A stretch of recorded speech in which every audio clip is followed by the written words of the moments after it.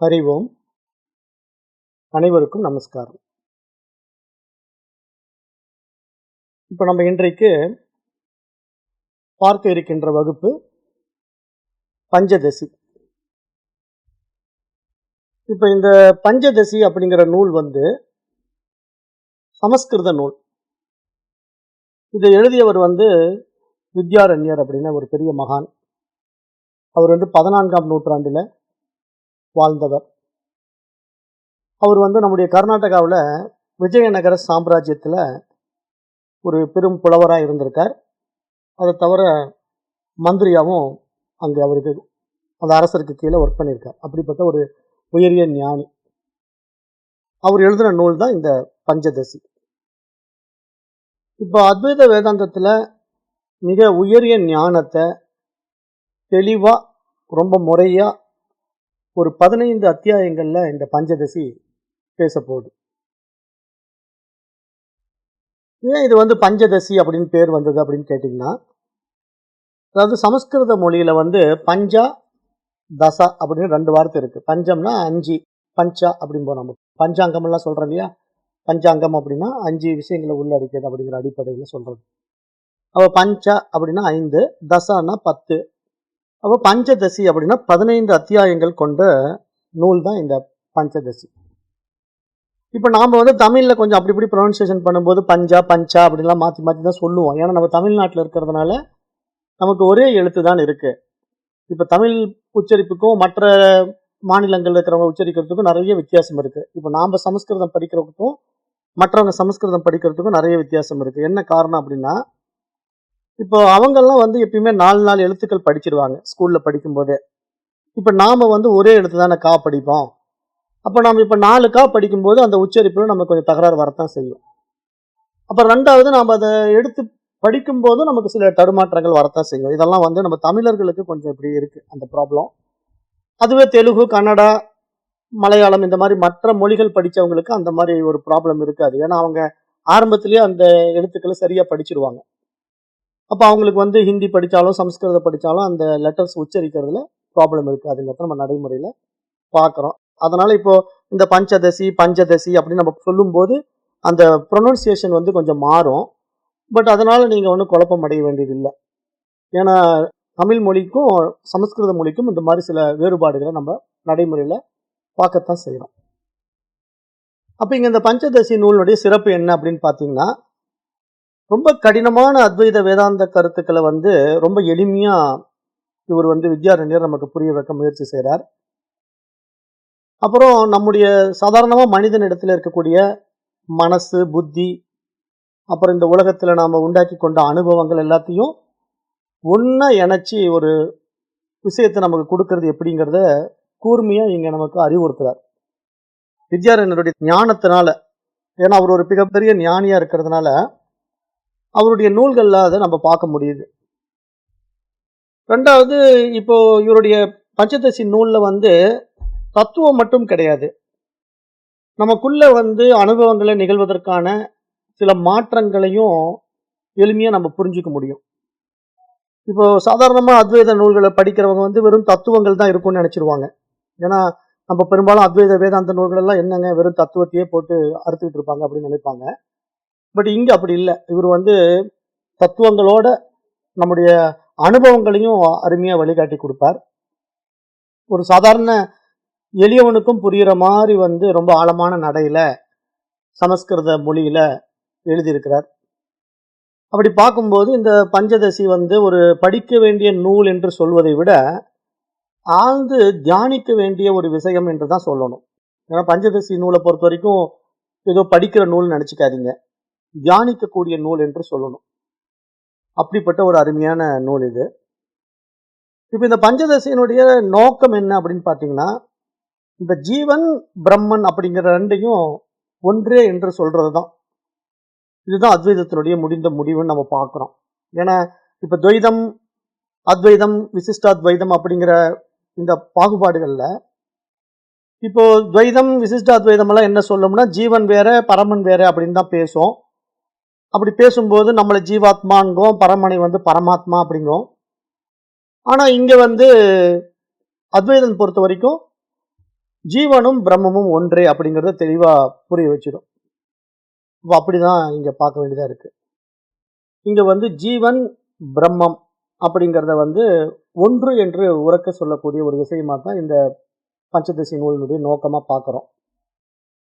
அப்ப இங்க இந்த அத்வைத உண்மைய புத்தியாலும், அனுபவத்தாலும் நம்மை தெளிவுபடுத்தி கொண்டு போகக்கூடிய ஒரு விஷயமா தான் இந்த பஞ்சதசி நூல் இருக்கு அப்படிங்கிறதையும் நம்ம பார்க்கிறோம்.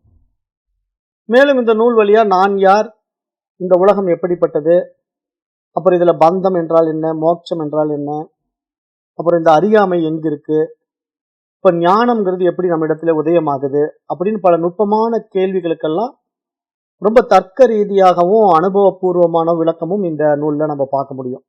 அதுதான் இந்த பஞ்சதசியினுடைய ஒரு பெருமை என்று சொல்ல முடியும். இது ஒரு பெரிய நூல். இப்ப நான் இந்த நூலை வந்து இன்னைக்கு தொட்டிருக்கேன் அப்படின்னா, இதுல வந்து ஒரு 15 அத்தியாயங்களை நாம முடிக்கணும் இல்லையா? அநேகமா ஒரு 3-4 மாசம் தாண்டும். கண்டினியூஸா எடுத்தாலே நம்ம இடையில விட்டு விட்டு எடுக்கும்போது ஒரு 6 மாசமே கூட ஆக வாய்ப்பு இருக்கு. அந்த அளவுக்கு வந்து ஒரு பெரிய டாபிக் இது. ரெண்டாவது, நான் இதை எடுக்கும்போது அந்த செய்யுள்ள எடுத்து நான் விளக்கம் கொடுக்கும்போது அந்த நேரத்துல எப்படி எனக்கு உள்ள இருந்து வருதோ அப்படிதான் நான் கிளாஸஸ் பெரும்பாலும் எடுப்பேன். அதாவது ஒரு நோட்ஸ் மாதிரி நான் வச்சுக்கிட்டா கூட, அந்த செயல்களுக்கெல்லாம் வந்து நான் நோட்ஸ் மாதிரி வச்சுக்கிட்டாலும் அந்த பேசும்போது என்னுடைய உள்ள இருந்து ஒரு ஃப்ளோல வர்றது பாத்தீங்களா, அப்படிதான் நான் பேசுவேன். அப்படி பேசும்போது உங்களுக்கு அந்த டைமிங் வந்து மாறும். நான் எதிர்பார்க்குற மாதிரிலாம் முடிக்க முடியாது. அது எப்படி வேணா போகலாம். ஆனா இதோட அப்படியே நம்ம பயணிக்க வேண்டியதுதான். இந்த நூல் வந்து இந்த பராபரம் குரூப்ல இந்த பாடம் ஒரு 6 மாசத்துக்கு இருக்கும் அப்படிங்கிற மாதிரி மைண்ட் செட் ஆயிக்குங்க. இது வந்து ஒரு 6 மாசத்துக்கு இந்த பாடம் ஓடும். இப்போ இதுல இடையில நம்ம வேற வேற பாடங்களை வேற வேற டைம்ல பார்க்கலாம். அட் பிரசன்ட் வந்து நம்ம இப்போ இந்த நூல் எடுத்திருக்கிறோம். இது ஒரு பெரிய டாபிக். ஏன்னா இது வந்து ஒரு சாதாரண நூல் கிடையாது. இதனுடைய சிறப்புகள் வந்து ரொம்ப ஏராளம். ஏன்னா பெரும்பாலான உபனிஷத் தத்துவங்கள் எல்லாம் எடுத்து ஆதிசங்கருடைய அத்வைதத்தை அப்படியே ஆழமா கரைச்சி குடிச்சு அதை வந்து ரொம்ப அருமையா இந்த நூல் வந்து வெளிப்படுத்தும். இது வந்து ஒரு ஆரம்ப கால சாதகன் இருக்கான் இல்லையா, இந்த வேதாந்தத்தை பத்தி ஒண்ணுமே தெரியல, கடவுள் யார், இந்த உலகம் எப்படிப்பட்டது, நான் யார் அப்படிங்கிற கேள்வி கேட்கக்கூடிய ஒரு ஆரம்ப சாதகனுடைய மனநிலையை கருத்துல கொண்டு எழுதப்பட்ட நூல்.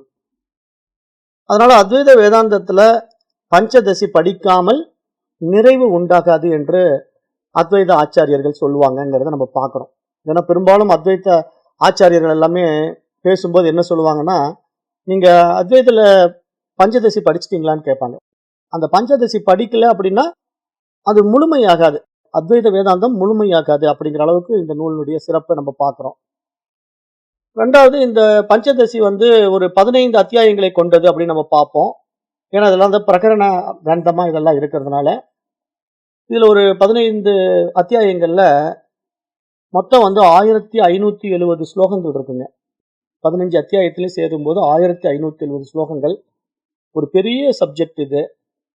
நம்ம அப்படியே கொஞ்சம் கொஞ்சம் வேகமாகவும் போக போறோம், இடத்துக்கு தகுந்த மாதிரி கொஞ்சம் நம்ம ஆழமாகவும் போக போறோம். அதனால இப்ப இன்றைக்கு இந்த நூலை வந்து நான் தொட்டிருக்கேன். அதான் நான் சொல்லிட்டேன், முடிக்கிறதுக்கு இந்த வருஷத்துல ஜூன் மாசம் கூட ஆகலாம், அந்த அளவுக்கு டைம் எடுத்துக்கும். அப்ப இங்க வந்து இந்த 15 அத்தியாயங்கள்ல 3 காண்டங்களா பிரிக்கிறோம். இங்க இந்த 3 காண்டங்கள் அப்படின்னா ஒரு 5 சாப்டரா வந்து 3 பார்ட்டா பிரிக்கிறோம். முதல்ல வந்து ஒரு 5 அத்தியாயங்கள் எடுத்துக்கிறோம். அதுக்கு வந்து விவேக காண்டம் என்று பெயர். விவேகத்தை பத்தி பேசும். முதல்ல விவேகம், அப்புறம் 2வது தீப காண்டம், அப்புறம் 3வது வந்து ஆனந்த காண்டம். இப்படிதான் 3 காண்டங்களா பிரிக்கிறோம். அதாவது 3 விதமான பார்ட் அப்படின்னு சொல்லலாம். 15 அத்தியாயங்களை 5, 5, 5 என்று 3 தலைப்புல பேச போகுது இந்த பஞ்சதசி நூல். இப்ப இதுல வந்து முதல்ல ஒரு 5 அத்தியாயங்கள் இருக்கு இல்லையா, விவேக காண்டம் இருக்கு இல்லையா, விவேக காண்டம் அது என்ன பேச போதுன்னா, இந்த வேதாந்தத்தினுடைய அடிப்படை தெளிவு. அதாவது வேதாந்தம்னா என்ன, ஏன் வேதாந்தம் படிக்கணும், அதுல வந்து தத்துவம் எதற்காக, இப்ப இங்க பிரம்மம், இந்த ஜீவன், ஜகத் அப்படிங்கிற பற்றிய விளக்கங்கள், அப்புறம் பஞ்சபூதங்கள், அப்புறம் அவித்யை, அப்புறம் சாட்சி தத்துவம், இது மாதிரி நிறைய விஷயங்கள் வந்து இங்க சாஸ்திரம் இந்த முதல் 5 அத்தியாயத்துல நமக்கு புரிய வைக்கும். இந்த பஞ்சதசி நூல்ல 15 அத்தியாயங்கள்ல முதல் 5 அத்தியாயங்கள் வந்து விவேக காண்டம். இது நம்ம தமிழ்ல காண்டம் என்று அழைக்கிறோம். இதுல வந்து இந்த பகுதியில முக்கியமான விஷயங்கள் என்னன்னா, தத்துவ விவேகம், ஜீவன், பிரம்மம், ஜகத் என்ற மூன்றுக்கான விளக்கம், பஞ்சபூதங்கள், அறியாமை, சாட்சி தத்துவம் என்ற பல விஷயங்களை இந்த 5 அத்தியாயங்கள் பேசப்போகுது. அப்புறம் அதுல நான் உடல் அல்ல, மனம் அல்ல, நான் சுத்த சைத்தன்யம், நான் சாட்சி என்ற அறிவு இந்த முதல் 5 அத்தியாயத்துல வேரூன்ற தொடங்கும். இதுதான் இந்த பஞ்சதசி நூலினுடைய முதல் 5 அத்தியாயங்களுடைய விஷயம். அடுத்தது 2வது 6வது அத்தியாயத்திலிருந்து 10வது அத்தியாயம் வரைக்கும் ஒரு 5 அத்தியாயங்கள் எடுத்துக்கும்.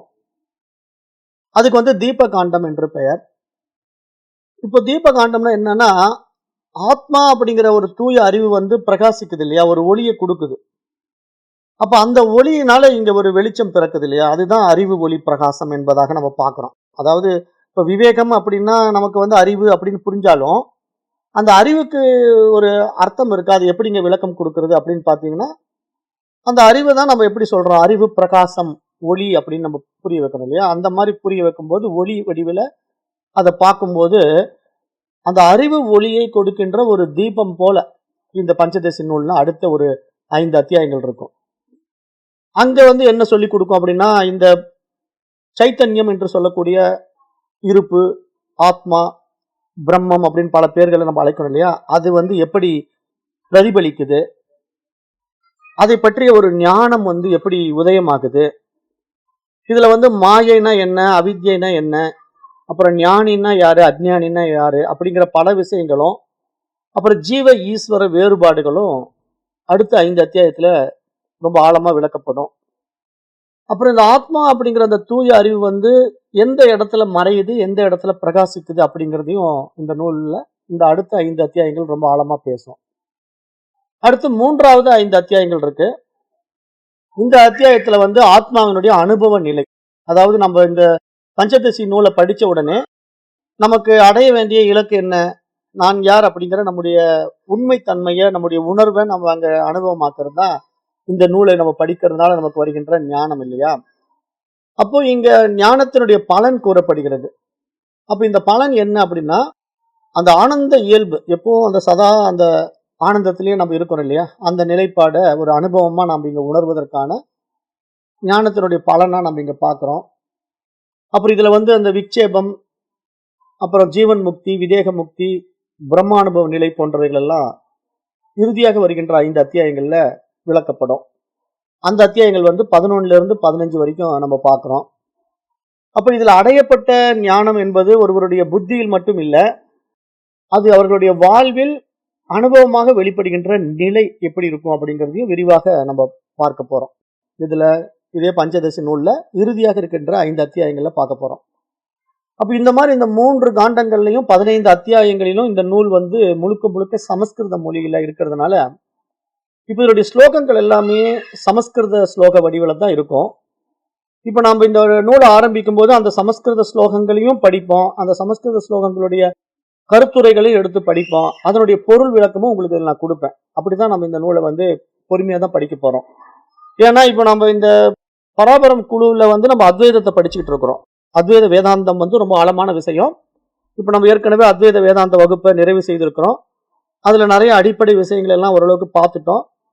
அந்த அடிப்படை விஷயங்களை பார்த்தது மட்டும் இல்லாம ரொம்ப ஆழமான விஷயங்களையும் நம்ம அதுல டீப்பா பார்த்திருக்கோம். ஏன்னா அத்வைத வேதாந்தத்துல ரொம்ப பேசிக்கான எசன்ஸையும் கொடுத்துட்டு அப்புறம் அதனுடைய முடிந்த முடிவு என்ன, அத்வைதம் என்றால் என்ன அப்படின்னு ஒரு முடிந்த முடிவை நம்ம பார்க்கும்போது இங்க பிரம்மம் சத்தியம் ஜகத் மித்யா அப்படிங்கிற மகா வாக்கிய உபதேசம் நமக்கு புரியுது இல்லையா. அப்ப இங்க இறைவன் மட்டும்தான் உண்மையில் இருக்கிறார், இந்த உலகம் என்பது தோற்றம் மாத்திரமே அப்படி நமக்கு புரிஞ்சுக்கும். இதுதான் அத்வைத வேதாந்தத்தினுடைய முடிந்த முடிவா பார்க்கிறோம். அப்ப அப்படி பார்க்கும்போது அந்த இறைவன் மாத்திரமே இருக்கிறான், அப்ப இந்த உலகமானது தோற்றம் மாத்திரமே அப்படிங்கிறத யார் தெரிந்து கொள்ள முடியும் என்று நம்ம பார்க்கும்போது படைப்பில் மனிதன் தான் தெரிந்து கொள்ள முடியும், வேற எந்த ஜீவராசிகளும் இதை தெரிந்து கொள்ள முடியாது. ஏன்னா படைப்புல எவ்வளவு பெரிய படைப்புல படைக்கப்பட்டிருந்தாலும் மனிதன் மட்டும்தான் இதை தெரிந்து கொள்ள முடியும் என்று எல்லா சாஸ்திரங்களும் சொல்லும். இப்போ இந்த பிரபஞ்ச படைப்பை நீங்க எடுத்துக்கங்களேன், சூரியன் இருக்கு, சந்திரன் இருக்கு, பூமிங்கிற பந்து இருக்கு, இன்னும் வேறு சில கோள்கள் இருக்கின்றன. அப்ப நம்ம இதையெல்லாம் எப்படி பார்க்கிறோம், தேவர்கள் என்று பார்க்கணும் இல்லையா. சூரிய தேவன் அப்படிம்போம், சந்திர தேவன் அப்படிம்போம், அப்புறம் செவ்வாயை செவ்வாய் கிரகம் அப்படின்றோம். அப்ப செவ்வாய் தேவன் என்று நவகிரக தேவர்களாக கூட நம்ம நம்முடைய தர்மத்துல, சனாதன தர்மத்துல வழிபடுறோம். ஆனா இப்படி நீங்க எப்படிப்பட்ட தேவாதி தேவனா பிறந்தாலும் நீங்க உங்களை யாருன்னு தெரிஞ்சுக்க முடியாதுங்க. ஏன்னா அந்த தன்மையில தன்னை யார், இந்த உலகம் எப்படிப்பட்டது, இறைவன் யார் என்று தெரிந்து கொள்ள முடியாது. கொடுக்கப்பட்ட பணியை மாத்திரம் அங்க செய்யலாம்.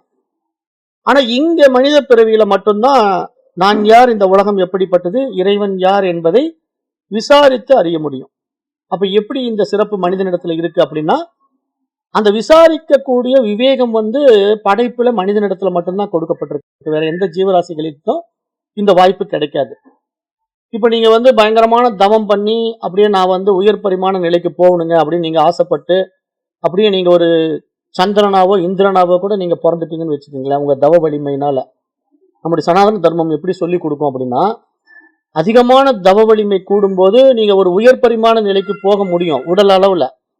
ஏன்னா உடல் நம்ம இந்த படைப்பு எப்படி பார்க்கிறோம், புழுவா பூச்சியா பல் மிருகமா பறவையா பாம்பா மனிதனா தேவரா அப்படின்னு மாணிக்க வாசகருடைய பாடலே நீங்க எடுத்துக்கலாம். வேற பாடல் கூட நமக்கு தேவையில்லை. மாணிக்க வாசகருடைய பாடல்ல புல்லாய் புழுவாய் பல் மிருகமாய் பறவையாய் பாம்பாய் அப்படின்னு பாடிக்கிட்டே வருவாரு. மனிதராயின்னு சொல்லி தேவராயின்பாரு. அப்ப தேவனாய் அப்படின்னா அந்த தெய்வம் அப்படிங்கிறது என்ன, இங்க சூரியன் சந்திரன் மற்ற கிரகங்கள் எல்லாம் தேவர்கள் தான். ஆனா நீங்க அந்த தெய்வீக நிலையை அடைந்தாலும் கூட நீங்க உங்களை யார் என்று தெரிந்து கொள்ள முடியாது. அப்ப இங்க யார் தெரிந்து கொள்ள முடியும் அப்படின்னு பாத்தீங்கன்னா, அரிது அரிது மானிடராய் பிறத்தல் அரிது. மனிதன் மட்டும்தான் இந்த அரிதான பிறவியில இப்படிப்பட்ட ஒரு உயரிய விஷயத்தை தெரிந்து கொள்ள முடியும். அப்ப அப்படிப்பட்ட ஒரு உயரிய உபதேசத்தை மனிதனுக்கு மட்டும்தான் கொடுக்கவும் முடியும். வேற நீங்க உயர் பரிமாண தெய்வீக நிலையை அடைந்த தேவனாகவே பிறந்தாலும் கூட, ஒரு சூரியனாகவே நீங்க இருந்தாலும் கூட இந்த உபதேசம் உங்களிடத்துல செல்லுபடியாகாது அப்படின்னு சாஸ்திரம் சொல்லும். ஏன்னா நம்முடைய சனாதன தர்ம ரிஷிகள் அதை தான் சொல்றாங்க. எப்படிப்பட்ட உயரிய நிலைக்கு போனாலும் மனித பிறவியில மட்டும்தான் இதை புரிந்து கொள்ள முடியும். அப்போ அரிதறிது மானிடராய் பிறத்தல் அரிது. அப்போ ஒரு மனிதன் இப்படி ஒரு வாய்ப்பு கிடைக்கிறது கஷ்டம். அப்படி கிடைச்ச வாய்ப்புல தன்னை தெரிந்து கொள்ள ஒரு முயற்சி எடுக்காவிட்டால் அந்த பிறவி அவனுக்கு வீணாக போய்விடுகிறது அப்படிங்கிறது நம்ம பார்க்கிறோம். அப்ப இந்த மாதிரி ஒரு அரிதான மனித பிறவில நம்ம வந்திருக்கிறோம். இதை பற்றிய நிறைய உபதேசங்களை நம்முடைய பண்டைய ரிஷிகள் ரொம்ப ஆழமா நம்முடைய உபநிஷதங்கள்ல சாஸ்திரங்கள் எல்லாம் கொடுத்திருக்காங்க. இப்ப இந்த நூல் பஞ்சதசி எழுதிய நூலாசிரியர் வித்யாரண்ய சுவாமிகள் மிகப்பெரிய சமஸ்கிருத பண்டிதர். அவர் பகவான் ஸ்ரீ ஆதிசங்கருடைய வழியில ஆச்சாரியர்களுடைய வழியில வரார். சுரேஸ்வராச்சாரியார் பத்மபாதர் போன்ற மகான்களுடைய ஆழமான கருத்துக்களை உள்வாங்கி உபநிஷதங்களையும் உள்ளடக்கிய மிகப்பெரிய ஒரு நூலா நாம் இங்க பாக்குறோம். அப்படிதான் வடிவமைத்து கொடுத்திருக்காருங்க. வித்யாரண்யர் கொடுத்திருக்கிற நூல் நம்முடைய அத்வைத வேதாந்தத்தினுடைய அத்தனை விஷயங்களையும் உள்ளடக்கிய நூல் என்பதாக நம்ம பார்க்கிறோம். அப்ப அத்தகைய ஒரு அரிதான இந்த நூலை கற்பது அப்படிங்கிறது கொஞ்சம் நம்ம பல ஜென்மங்கள்ல செஞ்ச புண்ணிய பலன் இருந்தா தான் முடியுங்க. இல்லைன்னா இதெல்லாம் கற்றுக்கொள்ள முடியாது. இது மாதிரி மனித பிறவில இப்படி ஒரு வாய்ப்பு கிடைக்காது. ஏன்னா இதெல்லாம் ரொம்ப ரேரா இருக்கிறவங்களுக்கு தான் கிடைக்கும். இது சட்டுன்ட்டு இந்த மாதிரி ஆப்பர்ச்சுனிட்டி எல்லாருக்கும் கிடைக்கிறது இல்லை. கிடைச்சாலும் அதை கண்டினியூ பண்ண முடியாது, தடைகள் வந்துடும். அதுதான் நம்ம சாஸ்திரங்கள் சொல்லும். அத்தியாத்மம், அதிபௌதிகம், அதி தெய்வீகம் அப்படிங்கிற 3 தடைகள். அத்தியாத்மிகம், அதிபௌதிகம், அதி தெய்வீகம். அதாவது தனக்குத்தானே தடை, மற்றவர்களால் வருகின்ற தடை, இயற்கையினால் வருகின்ற தடை.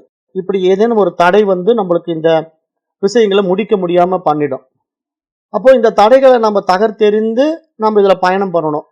ஏன்னா நமக்கு நாமே தடை அப்படிங்கிறது எப்படின்னா, நமக்கு உடல் ரீதியா பிரச்சனை வரலாம், மன ரீதியா பிரச்சனை வரலாம். அப்ப நம்ம என்ன பண்ணுவோம், உடம்பு சரியில்லைங்க, இன்னைக்கு வகுப்புக்கு வரலைங்க, இன்னைக்கு கொஞ்சம் மைண்டு சரியில்லைங்க, இன்னைக்கு வகுப்பு வரலைங்க அப்படின்னு ஏதோ ஒரு காரணத்தை சொல்லி நம்ம வகுப்பு வராம கட் பண்ணிடுவோம். அப்புறம் நாம வகுப்புக்கு வரும்போது வேற யாராவது நமக்கு என்ன சொல்லுவாங்கன்னா, இன்னைக்கு அந்த வேலை இருக்கு, இந்த வேலை இருக்கு, நீங்க அங்க போகாம இப்ப உட்காந்து இந்த கிளாஸை கேட்டுட்டு இருக்கீங்க, எவ்வளவு வேலை இருக்கு, இதுதான் முக்கியமா இப்ப உங்களுக்கு, இது அப்புறம் கூட ரெக்கார்டிங்ல கேட்டுக்கலாம், இப்ப போய் இருக்கிற வேலையை பாருங்க அப்படின்ட்டு மற்றவங்க நம்மள டைவர்ட் பண்ணுவாங்க. அப்புறம் இயற்கை என்ன பண்ணும், இப்பதான் டெக்னாலஜி இருக்க, வைஃபை கட் ஆயிடும், இல்லைன்னா பவர் கட் ஆயிடும். இது மாதிரி நேச்சருடைய டிஸ்டர்பன்ஸ் நமக்கு இந்த பாடங்கள் உள்ள போகாம தடைகள் வரும். அன்றைக்கு குருகுல கல்வியா இருந்ததுனால நேர்ல போகும்போது மழை வரும், அப்புறம் வகுப்பு நடக்க முடியாம அங்க இடி மின்னல் போன்ற தொந்தரவுகள் வரும். அப்ப கிளாஸ் கட் பண்ணுவாங்க. அதாவது இயற்கை தடை ஏற்பட்டா உங்களுக்கு கிளாஸ் நடத்த முடியாது. இப்ப இன்றைக்கு நமக்கு இயற்கை தடை அப்படின்னா எப்படி எடுத்துக்கலாம், குருகுல கல்வி எல்லாம் இப்ப நம்ம இல்ல. ஏன்னா நீங்க எங்கேயோ இருக்கீங்க, நான் எங்கேயோ இருக்கிறேன். ஆனா நம்ம ஆன்லைன்ல குருகுல கல்வி பண்ணிட்டு இருக்கிறோம். அப்ப இந்த நிலையில இப்போ உங்களுக்கு இயற்கையினால் வருகின்ற தடை அப்படின்னா எப்படி எடுத்துக்கலாம்? இப்போ இன்றைக்கு டெக்னாலஜி ஃபெயிலியர் தான். எங்கேயாவது வைஃபை கட் ஆயிடும், எல்லாம் சிக்னல் கிடைக்காது, பரிபூரமா வர முடியலன்னு சொன்னாங்க. அவங்க சாஃப்ட்வேர் அப்டேட் ஆகாம இருக்கும். இந்த மாதிரி ஏதேனும் ஒரு ப்ராப்ளம் வந்து பாடத்திட்டத்துக்குள்ள பயணிக்க முடியாம தடைகள் வரும். அப்ப இந்த தடைகள் எல்லாம் நம்ம தகர்த்து இதுல பயணம் பண்றதுங்கிறது அந்த பூர்வ கர்ம புண்ணிய பலன் இருக்கணும். அது ஏன் புண்ணிய பலனை சாஸ்திரம் பேசுது அப்படின்னா, நன்மையை நோக்கி போறவங்க வந்து சும்மா விரல் விட்டு எண்ணக்கூடியவங்க தான். கெட்டதை நோக்கி போறவங்க தான் கோடி கோடியா இருப்பாங்க. அப்படிதானே இந்த படைப்பே இருக்கு. இந்த படைப்பு பார்த்தீங்கன்னா எப்பயுமே நெகட்டிவான விஷயங்கள் வந்து அதிகமா ஈர்க்கப்படும். நல்ல விஷயங்கள் வந்து மக்கள் இடத்துல அவ்வளவு சீக்கிரம் எடுபடாது. அந்த மாதிரி தான் இயற்கையினுடைய நியதியே இருக்கு. அப்ப நாமளும் அப்படித்தானே அதை நோக்கி தான் போவோம். ஆட்டோமேட்டிக்கா நமக்கு மைண்ட் வந்து அப்படிதான் டைவர்ஷன் கொடுக்கும். அப்ப அதனால இதெல்லாம் நம்ம கவனிச்சு இந்த தடைகளை தகர்த்தெறிந்து நம்ம பயணம் பண்றதுங்கிறது நமக்கு புண்ணிய கர்மா இருக்கணும், சேவை மனப்பான்மை இருக்கணும், பக்தி இருக்கணும், பணிவு இருக்கணும். இதெல்லாம் தேவைப்படுது. ஏன்னா சாதன சதுஷ்டயம் அப்படிங்கிற அடிப்படை நியதிக்குள்ள நம்ம வந்து இந்த உலகத்துல உபகாரமா வாழும்போது தான் இதெல்லாம் காட்டி கொடுக்கும். அப்ப இங்க வந்து இந்த ஆதிசங்கரருடைய வழியில சுரேஸ்வராச்சாரியார், பத்மபாதர், அப்புறம் இந்த மாதிரி மகான்கள் எல்லாம் கொடுத்த அந்த ஆழமான கருத்துக்களை இந்த நூல் எழுதிய நூலாசிரியர், பஞ்சதசியினுடைய நூலாசிரியர் வந்து வித்யாரண்யர் வந்து ஒருங்கிணைத்து இந்த நூல்ல கொடுக்கிறார். அப்படி இந்த ஆச்சாரியர் கொடுக்கும்போது இது ஆழமா நம்ம கேட்கறதுக்கு வந்து முதல்ல சிரவணம் என்ற சாஸ்திர சிரவணம் தேவை. சிரவணம் என்றால் கேட்டல். முதல்ல நம்ம காது கொடுத்து இந்த விஷயத்த என்ன சொல்ல வராங்க அப்படிங்கிறத கவனிச்சு கேட்கணும். கேட்க கேட்க தான் அந்த சப்ஜெக்ட்ல இருந்து நமக்கு ஒரு தெளிவு பிறக்கும். சிரவணம் பண்ணவே நம்ம வாழ்க்கையில ஒரு கிளியர் பிக்சர் கிடைக்கும். நம்ம எப்படி போயிட்டு இருக்கோம், என்ன பண்ணிட்டு இருக்கிறோம், எங்க சிக்கிக்கிட்டு இருக்கிறோம், அப்ப எதுல இருந்து நம்ம விடுபடணும் அப்படின்னு நிறைய விஷயங்கள் நமக்குள்ள ஒரு தெளிவு வரும். அந்த தெளிவு வருவதற்கான சப்ஜெக்ட் அதுக்குள்ளேயே இருக்கும். ஏன்னா நீங்க இதனுடைய கண்டினியூட்டிக்குள்ள வரவே உங்களுக்கு இதுல தெளிவு கிடைக்கிற மாதிரி ஆப்பர்ச்சுனிட்டி கிரியேட் ஆகும். அப்புறம் உங்களுடைய ஆழமான தேடுதல் இருக்குல்ல, நீங்க எப்படி இதை அடையணும், உங்களுடைய இலக்கை நீங்க கோலை பிக்ஸ் பண்ணிட்டீங்கன்னா அதை நோக்கி நீங்க பயணம் பண்ணும்போது அந்த பாதையில தடைகள் வராம நீங்க எப்படி அதை அடையணுங்கிறதுக்கான ஆப்பர்ச்சுனிட்டியை வந்து நேச்சரே கிரியேட் பண்ணும். பொதுவா நீங்க இந்த மாதிரி பாதையில பயணம் பண்ணும்போது பாத்தீங்கன்னா அதுக்கு தகுந்த குருமார்களும், அதுக்கு தகுந்த சாஸ்திரங்களும், அதுக்கு தகுந்த நூலாசிரியர்களும் தானாவே வருவாங்க. இப்ப நாம இந்த பாடத்துல அப்படிதான் பாக்குறோம். ஏன்னா இந்த பராபரம் குரூப்புக்குள்ள நீங்க வந்திருக்கீங்க அப்படின்னாலே நீங்க இதுக்கு முன்னாடி எத்தனையோ குருமார்கள் கிட்ட போய் எவ்வளவு விஷயங்களை படிச்சுட்டு அப்டேட் ஆயிட்டு இங்க வரீங்க. அப்ப அப்டேட் ஆயிட்டு இங்க வரும்போதுதான் உங்களுக்கு இன்னும் தேவைப்படுது. இதை விட மேல்நிலை பரிமாணத்துக்குள்ள போறதுக்கான வாய்ப்புகள் இங்க உருவாக்கப்படுது. அப்ப இதுல உங்களுக்கு கிளியர் பிக்சர் கிடைக்கும், சந்தேகமே இருக்காது. ஓ, இதுதான் சொல்ல வராங்க, இப்படிதான் நான் புரிஞ்சிருக்கணும், நான் இது வரைக்கும் இப்படி தப்பா புரிஞ்சிட்டு இருந்தேன் அப்படின்னு நிறைய தெளிவு உங்களிடத்துல உண்டாகும். அதுக்கு பேர் வந்து மனனம். அந்த தெளிவு கிடைச்சு அந்த மனன நிலையில நீங்க பயணிக்கம் பண்ணும்போது உங்களுடைய சொரூபம் உங்களுக்கு அனுபவமாகும். அது உங்களுடைய சுயம். அதுதான் நிதித்தியாசனம். அதாவது நான் அடைந்த இந்த ஞானத்தினுடைய பலன் என்னன்னா என்னுடைய சொரூபத்தை நான் அனுபவமாக்குறது தான். அப்ப என்னுடைய சொரூபத்துல நான் எப்பொழுதும் சதா நிற்கின்ற அந்த அனுபவத்துக்கு பேர் வந்து நிதித்தியாசனம். அப்ப இந்த மாதிரி நம்ம இந்த 3 நிலைகள்ல சிரவண, மனன, நிதித்தியாசனம் அப்படிங்கிறது உடனே கைகூடாது. எத்தனையோ பிறவி நம்ம எடுத்துக்கொண்ட அறிவு பரிமாணத்தினுடைய ஒரு உன்னதம் என்று இங்க பார்க்கணும். ஏன்னா இது வந்து வேற எந்த ஜீவராசிக்கும் இப்படி ஒரு ஆப்பர்ச்சுனிட்டி கிடைக்காது. சிரவண, மனன, நிதித்தியாசனம்ங்கிறது நீங்க வேற எந்த ஜீவராசிக்கு சொல்லி கொடுக்க முடியும்? எந்த ஜீவராசி வந்து அதை புரிஞ்சுக்கிட்டு ரிப்ளை கொடுக்கும்? பெரும்பாலும் கொடுக்காதுல்ல. அப்ப மனிதன் ஒருத்தன் தான் இந்த கேள்விக்கு பதில் கொடுக்குறான். அப்படித்தான் நம்ம எதிர்பார்க்கிறோம். அந்த மாதிரி கொஞ்சம் புரிதலோட இங்க பயணம் பண்ணணும். இந்த இடத்துல வந்து பாடத்திட்டங்களுக்குள்ள வர்றவங்க எல்லாம் வந்து கொஞ்சம் மெச்சூரிட்டியா இருக்கணும். அப்படிதான் இங்க சாஸ்திரமும் எதிர்பார்க்குது. ஏன்னா மனிதனா இருந்தா மட்டும் போதாது, மனிதர்களிலேயே புத்திசாலிகள் தேவைப்படுது அப்படிங்கிறதையும் எதிர்பார்க்கும். ஏன்னா இங்க ஆரம்ப சாதகன் வந்து கொஞ்சம் அறிவுல குறைவா இருந்தாலும் அவன் மனிதனா இருக்கிறான் அப்படிங்கிறதுக்காக அவனை உள்ள கொண்டு வந்தாலும் அவனுடைய விடாமுயற்சியும் தன்னம்பிக்கையும் தீவிரம் தான் அவனை வந்து உயர் பரிமாண விவேகி நிலைக்கு உயர்த்தும். அவன் வந்து இதுல ஈடுபாடுகள் குறைவா இருந்துகிட்டு ஏனோ தானோலாம் வந்து வகுப்புக்கு வந்துட்டு போயிருந்தா அதுல அவனை வெற்றி பெற முடியாது. ஏன்னா இது வந்து கதை கேட்கிற விஷயம் அல்ல, இதெல்லாம் ரொம்ப ஆழமான தன்னை அறியக்கூடிய விஷயம். மற்ற விஷயங்கள் தெரிஞ்சுக்கிறதுக்கு இந்த உலகத்துல ஏகப்பட்ட விஷயங்கள் கொட்டி கிடக்குது. ஆனா தன்னை தெரிஞ்சு கொள்ளக்கூடிய ஒரு விஷயம் வந்து சாஸ்திரத்துல மட்டும்தான் தெரிஞ்சுக்க முடியும். வேற யாருமே காட்டி கொடுக்க மாட்டாங்க. இப்ப நீங்க வேற இந்த சயின்ஸ் சப்ஜெக்ட்ல வந்து இப்ப நீங்க சோலார் பத்தி நான் தெரிஞ்சுக்கணும் அப்படின்னா ஏகப்பட்ட சயின்டிஸ்ட் வந்து சோலாரை பத்தி எழுதியிருப்பான். நீங்க அதை போய் கூகுள்லயே சர்ச் பண்ணி நிறைய படிக்கலாம். வேற என்ன நீங்க இந்த உலகத்துல உங்களுக்கு வேறான விஷயங்கள் என்ன படிக்க விரும்பினாலும் நீங்க கூகுள்ல போட்டீங்கன்னா இன்னைக்கெல்லாம் ஏஐ டெக்னாலஜி எல்லாம் வந்துருச்சு. ஏஐயே உங்களுக்கு கத்துக் கொடுக்கும், எல்லாம் சொல்லி கொடுக்குறோம். அந்த அளவுக்கு வந்து இன்னைக்கு நவீன தொழில்நுட்பம் நம்ம கையில இருக்கு. ஆனாலும் இது மாதிரி உயரிய பாடங்கள் இருக்கு இல்லையா, இத மாதிரி தன்னை அறியக்கூடிய தத்துவங்களை கொண்ட பாடங்கள், இது வந்து குரு மூலமா தான் படிக்க முடியும். சாதாரணமா நீங்க வந்து ஒரு சாட் ஜிபிடிலயோ ஒரு ஏஐ டெக்னாலஜிலயோ போய் படிச்சீங்கன்னா, அது ஏற்கனவே இருக்கக்கூடிய சப்ஜெக்டை எடுத்து வாந்தி பண்ணும். இப்ப ஏஐ எல்லாம் எப்படின்னா, ஆல்ரெடி நீங்க லோட் பண்ணிருக்கிற விஷயத்தை தான் எடுத்து உங்களுக்கு கொடுக்கும். வேற வேற எழுத்தாளர்களுடைய விஷயத்தை எடுத்து இங்க உங்களுக்கு கொடுக்கும். ஆனா அது சத்தியமா உண்மையான எப்படி சொல்ல முடியும்? அது உண்மைன்னு சொல்ல முடியாது. ஏன்னா அது ஆல்ரெடி ஸ்டோரேஜ் ப்ரோக்ராம் எடுத்து உங்களுக்கு வெளியே கொடுக்கும். அது சரியா தப்பா நமக்கு எப்படி தெரியும்? நாம அது ரைட்ன்னு நம்பிட்டா மாட்டிக்குவோம். இப்ப நிறைய பேர் அப்படித்தானே போய் இந்த ஏஐ டெக்னாலஜிக்குள்ள போய் சிக்கிக்கிறாங்க. ஏஐக்குள்ள போயிட்டு அது ஏதோ சொல்றதுதான் வாழ்க்கை அப்படிங்கிற மாதிரி நிறைய அதை டைப் பண்ணி பார்த்துட்டு அதுபடி வாழ்றாங்க. ஆனா அப்படி அது சொல்றதெல்லாம் வாழ்க்கை ஆயிடாது. ஏன்னா இங்க மனிதனுக்கும் மெஷினுக்கும் உள்ள வித்தியாசம் முதல்ல நம்ம புரிஞ்சுக்கணும். நம்ம என்னதான் ஒரு ரோபோட்டை கண்டுபிடிச்சு அதை சமையலே செய்ய வச்சு நீங்க கொடுக்க வச்சாலும் அது சமைச்சு கொடுக்கும். ஆனா சாப்பிட்டீங்கன்னா சுவை இருக்காது. இப்ப நீங்க டெக்னாலஜி எல்லாம் பார்க்கலாம். அந்த காலத்துல வந்து பாட்டி, நம்முடைய வீட்டுல பெரியம்மா, இந்த மாதிரி உறவினர்கள் வந்து நமக்கு ஒரு சமையல் செஞ்சு ஒரு இட்லியோ ஒரு பணியாரமோ செஞ்சு கொடுத்தா நம்ம சாப்பிடும்போது ரொம்ப சுவையா இருக்கும். அந்த குழம்பு ருசி இருக்கும். இப்ப இன்னைக்கு நீங்க ஹோட்டல்ல எல்லாம் போனீங்கன்னா நிறைய மெஷின்ஸ் வந்துருச்சு. இப்பெல்லாம் இட்லி சுடுறதுக்கு, சாம்பார் வைக்கிறதுக்கு எல்லாம் மெஷின்ஸ் இருக்கு. சும்மா நீங்க என்ன என்ன வேணும்னு எல்லாம் உள்ள போட்டீங்கன்னா அதுவே ரெடி பண்ணி ஒரு சாம்பாரை காய்ச்சி கொடுத்துரும், இட்லி சுட்டு கொடுத்துரும். ஆனா சாப்பிட்டு பாத்தீங்கன்னா சுவை இருக்காது. அப்ப என்ன காரணம் அப்படின்னா, இங்க மனிதனுடைய அந்த உணர்வு பூர்வமான ரசனைக்கும் ஒரு மெஷினுடைய ரசனைக்கும் உள்ள வித்தியாசம் என்ன அப்படின்னா, இதுதான் டிஃபரன்ஸ். அதாவது நம்ம பாக்குறோம்ல, இப்ப நீங்க வந்து சப்பாத்தி வந்து நீங்களா கையில மாவு பிசைஞ்சு நீங்களா வந்து அந்த மாவுனுடைய அந்த ஒரு உணர்வு பூர்வமா அதை உருண்டை பிடிச்சி அப்புறம் அதை தேய்ச்சி அதை நீங்க சுட்டீங்கன்னா அந்த சப்பாத்தி சாப்பிடும்போது ரொம்ப டேஸ்டா இருக்கும். ஆனா மெஷினே இப்ப மாவு பிசையுது. அப்ப மெஷின்குள்ள நீங்க மாவை கொட்டி தண்ணியை ஊத்துனீங்கன்னா அதுவே பிசைஞ்சு அதுவே உருண்டை பிடிச்சி அதுவே ரோல் பண்ணி சப்பாத்தியை சுட்டு வெளியே தள்ளலாம். ஆனா அந்த சப்பாத்தி சாப்பிட்டீங்கன்னா டேஸ்டே இருக்காது. அப்ப என்ன காரணம் நீங்க பாருங்களேன், அதே சப்பாத்தி தான். ஆனா இங்க மனிதர்கள் சுடுவதற்கும் மெஷின் சுடுவதற்குள்ள வித்தியாசத்தை நம்ம எப்படி எளிமையா புரிஞ்சுக்க முடியுங்கிறதுக்காக நான் இதை சொல்றேன். அதாவது உணர்வு ரீதியா நீங்க இந்த பாடத்தை படிக்கிறதுக்கும் சும்மா கம்ப்யூட்டர்ல வந்து யாரோ ஒருத்தர் எழுதின விஷயத்தை படிக்கிறதுக்கும் நிறைய வித்தியாசங்கள் இருக்குன்னு நான் சொல்ல வரேன். அந்த டிஃபரன்ஸை உங்களுக்கு இந்த இடத்துல நான் புரிய வைக்கிறதுக்காக இந்த எக்ஸாம்பிள் கொடுக்குறேன். ஏன்னா நீங்க சொல்லலாம், என்னங்க பஞ்சதசி பெரிய விஷயமா, அது எத்தனையோ புக்ஸ்ல இருக்கு, கூகுள்ல போட்டா பஞ்சதசின்னு அடிச்சா வந்துடுது, அதுல படிச்சா எல்லாம் தெரிஞ்சிடாதானா? தெரியும். ஆனா அது உணர்வு பூர்வமா உங்களை தொடுமா அப்படின்னா தொடாது. நீங்க தொடர்ந்து அதை பயணம் பண்ண முடியுமான்னா முடியாது. அதுதான் இங்க இருக்கிற விஷயம். அதை புரிஞ்சுக்குங்க. அப்ப இங்க வந்து இந்த பஞ்சதசி நூல்ல மொத்தம் 3 காண்டங்கள் இருக்கு. 5 அத்தியாயங்களா பிரிக்கப்பட்டிருக்கு. மொத்தம் 15 அத்தியாயங்கள் நம்ம பார்க்க போறோம். முதல்ல 5 அத்தியாயங்கள் வந்து விவேகத்தை பத்தி பேச போகுது.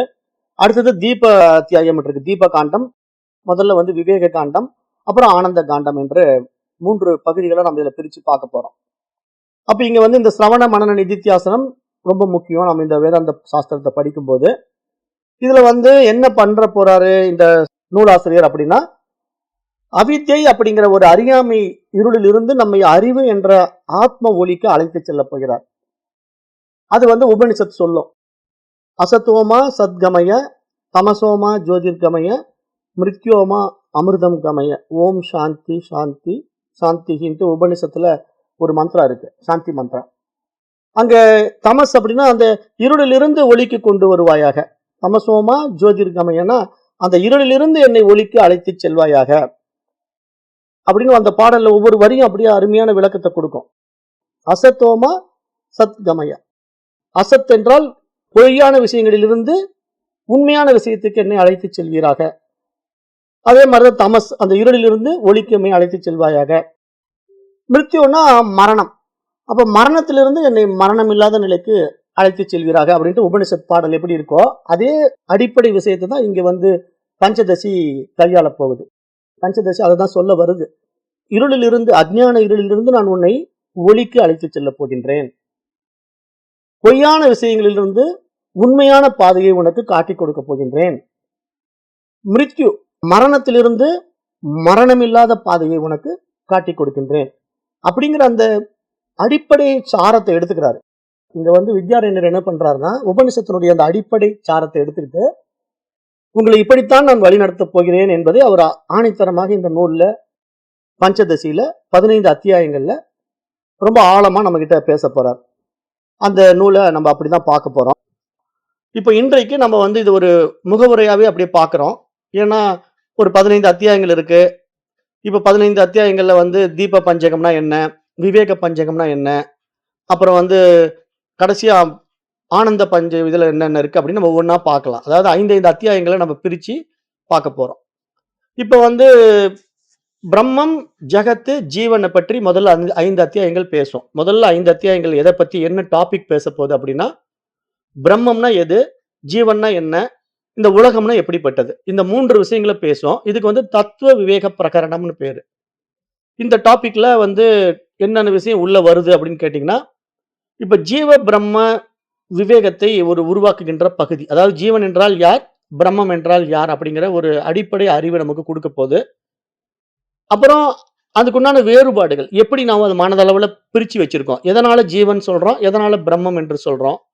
அப்புறம் கடைசியில ஏன் வந்து அந்த ஜீவனையும், பிரம்மனையும் இணைக்கணும்? ஜீவ பிரம்ம ஐக்கியம் அப்படின்னு ஏன் ஐக்கியப்படுத்தணும்? அப்படிங்கிற பல ஆழமான உண்மைகள இந்த தத்துவ விவேக பிரகரணம் வந்து பேசப்போகுது. முதல் 5 அத்தியாயங்கள்ல. அப்புறம் பஞ்சபூத விவேகம் இருக்கு அதிலேயே உள்ள. பஞ்சபூதங்கள பத்தி சொல்லும். அப்புறம் காரண காரிய விவேகம். அப்புறம் சத்தியம், மித்தியா பற்றி பேசும். எது உண்மையில் சத்தியம்? எது மித்தியா? எது தோற்றம் மாத்திரமே அப்படின்னு பேசும். அது வந்து அத்தியாசம் என்று சொல்லுவோம் நாம. அதாவது நம்ம ஏற்கனவே பார்த்தோம் வேதாந்தத்துல. அத்தியாரோபம், அபவாதம் என்று பார்த்தோம். அத்தியாரோபம், அபவாதம் அப்படிங்கிற டாபிக் எல்லாம் அந்த அறியாமையிலிருந்து நாம் அறிந்து கொண்டதனால் என்ன மாற்றம் நம்ம இடத்துல நிகழப்போகிறது அப்படிங்கிறத பார்ப்போம். அப்போ பிரம்மம் சத்தியம், இந்த ஜகத் மித்யா. அதாவது இந்த பிரம்மம் மட்டுமே உண்மை, இந்த உலகம் என்பது தோற்றம் அப்படிங்கிறதுக்கான அடிப்படை விஷயங்கள ரொம்ப ஆழமா இந்த முதல் 5 அத்தியாயங்கள்ல தத்துவ விவேக பிரகரணத்துல பார்க்க போறோம். அதுலயே அடுத்த டாபிக் வந்து மகாபூத விவேக பிரகரணம் இருக்கு. அது பஞ்ச மகாபூதங்களுடைய தோற்றம். அப்புறம் அதிலிருந்து உலகம் எப்படி விரிஞ்சது. அப்புறம் சூட்சும ஸ்தூல சரீரம் எப்படி உண்டானது அப்படிங்கிற டாபிக் எல்லாம் இந்த நூல்ல முதல் 5 அத்தியாயத்துக்குள்ள வருது. அப்புறம் பஞ்சகோச விவேக பிரகரணம் என்று 5 கோஷங்கள் அன்னமயம், பிராணமயம், மனோமயம், விஞ்ஞானமயம், ஆனந்தமயம் போன்ற கோஷங்கள். அப்புறம் இந்த நான் என்பது வந்து எப்படி இந்த கோஷங்களை கடந்து நிக்குது அப்படிங்கிற இந்த விஷயம் எல்லாம் பார்க்க போறோம். ஆனா என்ன உங்களுக்கு இதுல சந்தேகம் இருக்கும்னா, ஏங்க இதான் நம்ம ஏற்கனவே பார்த்துட்டோமே. நம்ம அத்வைத வேதாந்தத்துல இத தானே நம்ம பார்த்தோம். திருப்பி இங்கேயும் பார்க்கணுமான்னா, ஆமா பார்க்கறது தான் நமக்கு வந்து ஸ்ட்ராங் ஆயிடுவோம். இப்ப நம்ம எப்பயுமே வந்து இந்த மாரி பாடங்களுக்குள்ள வந்து மீண்டும், மீண்டும் ஏன் உங்கள திருப்பி இதிலேயே கொண்டு வரோம் அப்படின்னு நீங்க கேட்கலாம். ஏங்க இப்ப தத்துவ போதம் படிச்சாலும் இதையே சொல்லுது. அத்வைத வேதாந்தம் படிச்சாலும் இதையே சொல்லுது. இப்ப பஞ்சதசி படிச்சாலும் இதையே சொல்லுது. எதுக்கு இதே விஷயத்த சொல்லுதுன்னா, இதையே சொல்ல சொல்ல தான் உங்களுக்கு இதுல வந்து ஸ்ட்ராங் டோஸ் கிடைச்சு, நீங்க உண்மையா அதுல நிக்க முடியும். நீங்க ஒரு தடவ சொன்ன உடனே அத இந்த காதுல வாங்கி அந்த காதுல விட்டுட்டு போயிடுவீங்க. அத நம்ம 2வது தடவ திருப்பி சொல்லும்போது, திருப்பியும் விட்டுடுவீங்க. ஒரு 3வது தடவ, 4வது தடவ சொல்லும்போது தான் ஏதோ சொல்றாங்க அப்படின்னு திருப்பி கொஞ்சம் கவனிக்க ஆரம்பிச்சு, அப்புறம் உள்ள போய் வேலை செய்ய ஆரம்பிக்கும். அப்ப அதனால தான் நம்ம என்ன பண்றோம்னா, இந்த மாரி நூல்கள மாத்தி மாத்தி எடுத்தாலும் ஒரே டாபிக் உள்ள வரும். ஆனா அந்த சொல்ற ஸ்டைல் இருக்குல்ல, அது கொஞ்சம் மாறிடும். அப்புறம் மகான்களுடைய விளக்கங்கள் மாறும். ஒவ்வொரு ஆச்சாரியர்களுக்கும் ஆச்சாரியர்களுக்கு கொடுக்க வேண்டிய உபதேசங்கள் மாறும். இப்படி கொஞ்சம் அந்த அந்த டீச்சிங் மெத்தடாலஜி இருக்கு இல்லையா? அது வந்து கொஞ்சம் கொஞ்சம் அப்படியே மாத்துவாங்க. ஒவ்வொருத்தரும் அவங்க ஸ்டைல்ல அந்த மெத்தட வந்து மாத்துவாங்க. அது நமக்கு ஒரு ஒரு பக்கம் புரியாத இருக்கிற விஷயத்த இன்னொரு பக்கம் போகும்போது புரிஞ்சுக்க முடியும். அப்படிதான் இந்த பாடங்கள் எல்லாம் நம்ம கொண்டு போகுது. அப்புறம் துவைத விவேக பிரகரணம் அப்படின்னு துவைதத்துல ஒரு 3 நிலைகள் இருக்கு. அதாவது இருமைகள் ஏன் நம்ம இடத்துல உண்டாகுது அப்படிங்கிறத பத்தி இந்த சாஸ்திரம் பேசும். அப்புறம் அந்த துவைத நிலையில வந்து அந்த துவைதம் எங்கு நசியும்? அதாவது அந்த துவைதம் என்ற நிலைப்பாடு எங்க வந்து இல்லாம போகும்? அப்ப எந்த இடத்துல நமக்கு துவைதம் மறைந்து அத்வைதம் நிலைநாட்டப்படும் அப்படிங்கிறதையும் நம்ம பார்க்க போறோம். அப்புறம் மகா வாக்கிய விவேக பிரகரணம்ட்டு இதுக்குள்ளேயே இருக்கு. மகா வாக்கியத்துல வந்து தத்துவமசி, அகம் பிரம்மாஸ்மி, பிரஜ்ஞானம் பிரம்மா, அயமாத்மா பிரம்மா போன்ற 4 முக்கியமான வாக்கியங்கள் இருக்கு. இந்த 4 வாக்கியங்களுமே 4 வேதத்தின் அடிப்படையில சொல்லப்பட்டது. இதையும் நம்ம கொஞ்சம் இதுல உள்ள போய் பார்க்க போறோம். இதெல்லாம் இந்த நூல்ல இருக்கு. இந்த நூலுடைய சிறப்பு.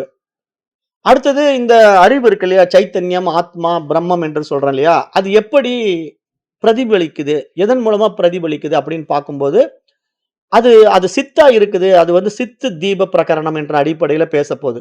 அதாவது இருப்பு மட்டும் தான் இருக்கு. ஆனா அந்த இருப்பு எப்படி இருக்குது அப்படின்னு ஒரு கேள்வி நீங்க எழுப்புனீங்கன்னா, அது அறிவா இருக்குது அப்படிங்கிறது தான் நம்ம சனாதன தர்மம் சொல்லக்கூடிய ஆழமான உண்மை. இப்ப இந்த இருப்ப பத்தி எல்லா சாஸ்திரங்களும் பேசும். இப்ப நீங்க பௌத்த மதத்த எடுத்துக்கிட்டாலும், சமண மதத்த எடுத்துக்கிட்டாலும், சாங்கியம், வைசேசிகம், இது மாரி நெறைய தரிசனங்கள் இருக்கு. நம்முடைய பாரத தேசத்துல நெறைய ரிஷிமார்கள் வந்தாங்க. கபிலர் வந்தாரு. இது மாரி நெறைய மகான்கள் எல்லாம் வந்தாங்க. ஒவ்வொருத்தரும் ஒவ்வொரு கண்ணோட்டத்துல இந்த தரிசனங்கள பார்த்தாங்க. இந்த படைப்ப பார்க்குறாங்க. அப்ப இங்க வந்து யோகம், வைசேசிகம், சாங்கியம் அப்படின்னு நெறைய நூல்கள் இந்த பாரத தேசத்துல பல ரிஷிகள் மூலமா வெளிப்பட்ட பொழுது, அதுல இந்த பௌத்தம், சமணம் போன்ற நூல்கள் எல்லாம் வந்து எப்படி பார்த்ததுன்னா, அந்த இருப்பு என்ற ஒரு விஷயத்த வந்து இருக்குது. ஆனா அது சூன்யம் என்று சொல்லிடுச்சு. அதாவது இருக்குது. ஆனா அந்த இடத்துல அத புரிஞ்சுக்க முடியாது. அது ஒரு தூக்கம் மாரி அப்படின்னு சொல்லிடுது. எது? பௌத்த மதமும் மற்ற தரிசனங்களும். ஆனா நம்முடைய சனாதன தர்மத்துல வந்த இந்த வேதாந்த சாஸ்திரம் இருக்கு இல்லையா? கடைசியா வரக்கூடிய இந்த பூர்வ மீமாம்சம், உத்தர மீமாம்சம் என்ற பகுதியில வியாச மகரிஷி தான் வந்து என்ன பண்றாருன்னா, அதுக்கு ஒரு முடிவு குடுக்குறாரு. எப்படி குடுக்குறாருன்னா, இது வந்து நீங்க நினைக்கிற மாரி அந்த இருப்பு மட்டும் தான் இருக்குது. ஆனா அது சூன்யம் என்று நீங்க சொல்றீங்கன்னா, அத சொல்றவன் யாரு? இப்ப நீ சூனியம் என்று சொல்ற இல்லையாப்பா? அப்ப சூனியம்னு சொல்லக்கூடிய நீ யார்? அப்படின்னு ஒரு கேள்வி அவங்கட்டயே கேட்கிறாரு. இப்ப பௌத்த மதத்துல இருக்கக்கூடிய ஒரு ஆச்சாரியர் வந்து, இருப்பு மட்டுமே இருக்கிறது. அந்த இருப்பு சூன்யம் அப்படின்னு சொன்ன உடனே, சரி அப்ப அந்த இருப்பு இருக்குது. அந்த இருப்பு சூன்யம்னு சொல்லக்கூடிய நீ யார்? அப்படின்னு ஒரு கேள்வி கேட்ட உடனே அவனால பதில் சொல்ல முடியாது. ஆனா நம்முடைய சனாதன ரிஷிகள் சொல்றாரு. அதுதான் நான். அந்த நான் தான் நான் உண்மையிலேயே அறிவு. அதுதான் இருப்பு. அப்படிங்கிறத காட்டிக் குடுப்பாங்க. அது நம்முடைய பாரத தேசத்துல தான் இது வந்து ரொம்ப ஆழமா ஊடுருவி, அதனால தான் புத்த மதம், சமண மதம் எல்லாம் நம்முடைய பாரத தேசத்த விட்டு வெளியேற்றப்பட்டது. ஏன்னா, அது இங்க நிக்க முடியல. என்ன காரணம்? அறிவு இல்லாம நீ உன்னை யார் என்று எப்படி சொல்லுவ? நீ சொல்ல முடியாது. நீ சூன்யம்னா, நீ அந்த இடத்துல டம்மி ஆயிடுவ. அந்த சூன்யத்துல நீ உன்ன தெரிஞ்சுக்க முடியாம தூக்கத்த சொல்ற. அப்ப தூங்கும்போது நீ உன்ன தெரிஞ்சுக்க முடியாம தூங்குறிய இல்லையா? அப்ப அது மாரியே பிரம்மம் இருக்குமான்னா, அப்படி பிரம்மம் இருந்தா, அப்ப நீ ஏன் வந்து தூங்கும்போது பிரம்மம் ஆயிட்டியா? அப்ப நீ அப்படிதான் நீ சொல்ல வர. ஏன்னா, சூன்யம் என்ற ஒரு வார்த்தை சொல்ட்டா, தூங்கும்போது நான் என்ன தெரிஞ்சுக்க முடியாம தூங்குறேங்க. டீப் ஸ்லீப் போயிட்டேன். ஆனா டீப் ஸ்லீப் போயிட்டீங்க. ஆனா அந்த டீப் ஸ்லீப்ல நீங்க உங்கள யாருன்னு தெரிஞ்சுக்க முடிஞ்சதா? இல்லையல்ல. அப்ப அந்த இடத்துல உங்களுக்கு அவித்யை இருக்கு. அவித்யைன்னா என்ன? அறியாமை இருக்கு. நீங்க உங்கள யாருன்னு தெரிஞ்சுக்க முடியல. சரி கனவு நிலையில தெரிஞ்சுக்க முடிஞ்சுதா? அங்கேயும் தெரிஞ்சுக்க முடியல. சரி நனவு நிலையில தெரிஞ்சுக்க முடியுதா? தெரிஞ்சுக்க முடியுது. ஆனா எக்ஸ்பீரியன்ஸ் ஆகல. அப்ப இந்த மாரி ப்ராப்ளம் எல்லாம் நமக்கு ஃபேஸ் பண்றோம்ல. அப்ப இத நம்ம ஃபேஸ் பண்ணி, அந்த சைத்தன்யம் அப்படிங்கிற ஒரு விஷயம் வந்து எப்படி இந்த உடலையும், மனதையும் கொண்டு பிரகாசிக்குது. அந்த பிரகாசத்த எப்படி பிரதிபலிக்குது அப்படிங்கிறத இந்த சாப்டர் பேசும். இந்த 6வது சாப்டர்லலாம் அது டீப்பா பேசப்போது.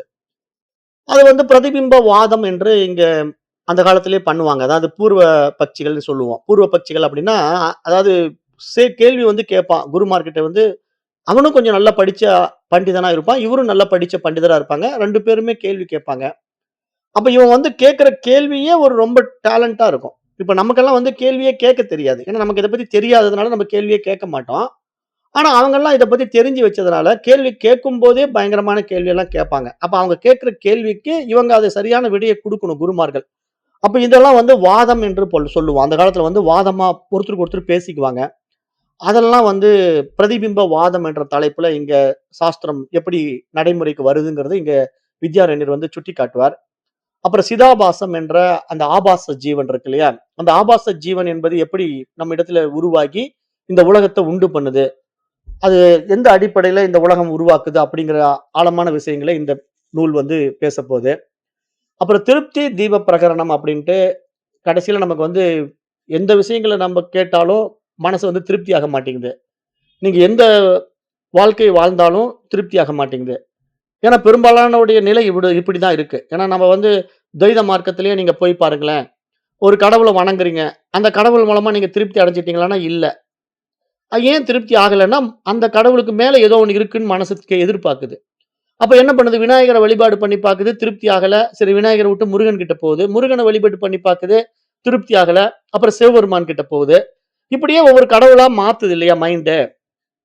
அப்ப ஏன் மாத்துது அப்படின்னு கேட்டீங்கன்னா, அந்த திருப்தி வராததுனால தானே. அப்ப எங்க தான் திருப்தி வரும்? அந்த மனசுக்கு தன்னை யாருன்னு காட்டிக் குடுத்தா தான் திருப்தி வரும். மற்றபடி நீங்க புறத்துல எதையா மாத்தி மாத்தி புடிச்சுக்கிட்டு இருந்தா திருப்தி வராது. ஏன் திருப்தி வராதுன்னா, அந்த புறத்துல இருக்கக்கூடிய விஷயங்கள் வந்து உண்மை கிடையாது இல்லையா? நீங்க உங்களுக்கு வேறாக ஒரு பொருள தேடி நீங்க எப்படி திருப்தி ஆக முடியும்? திருப்தி ஆகவே முடியாது. அதுதான் இங்க ப்ராப்ளம். அத வந்து சாஸ்திரம் புரிய வைக்குது. இங்க புரிய வச்சு, நீங்க உண்மையா வந்து திருப்திக்கு மூல காரணம் வந்து, உன்னுடைய இருப்ப நீ உணரும்போது மட்டும் தான் திருப்தி அடையும். அப்பதான் மனசு வந்து பூரண திருப்தி நிலைக்கு வரும். அதுதான் பூரணம். அப்ப அந்த பூரணமான நிலைய நம்ம அடைஞ்ச பிறகு நமக்கு அடையறதுக்கு இன்னும் ஒண்ணும் இல்லைங்க.